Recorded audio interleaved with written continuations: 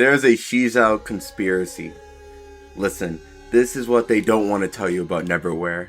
We all know that he copies ridiculous cake, but what you don't know is why he changed his art style to be similar to Cake's. Originally, his art looked like this.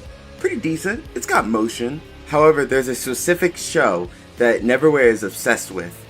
That is Shezow. Mainly with its main character, Guy Hamden, also known as Shezow, and his sister Kelly. As you can see, these are all art pieces Neverware did or got commissioned of Shezow around 2014 to 2016. And you might be asking, Burb, how do you know that these were made in 2016? Like, this is so old, this is ancient, this is Unksla. Boom! Right there.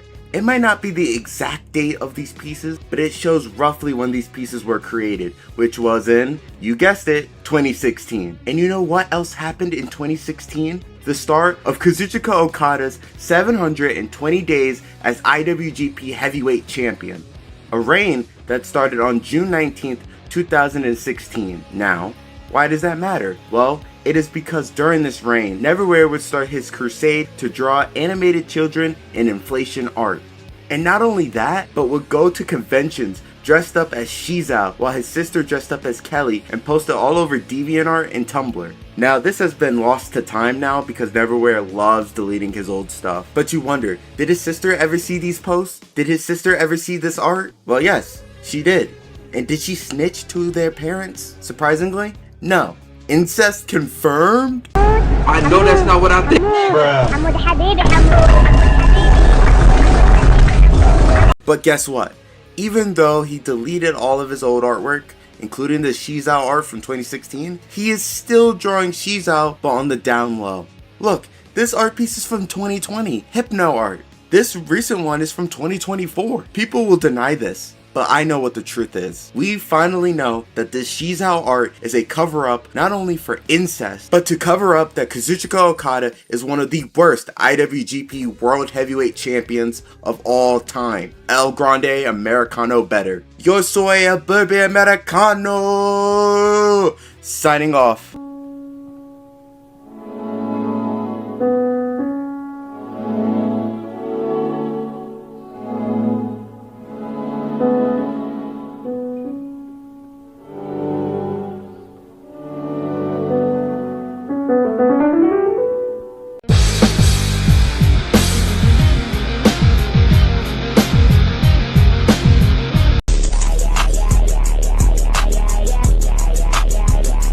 So, this is it.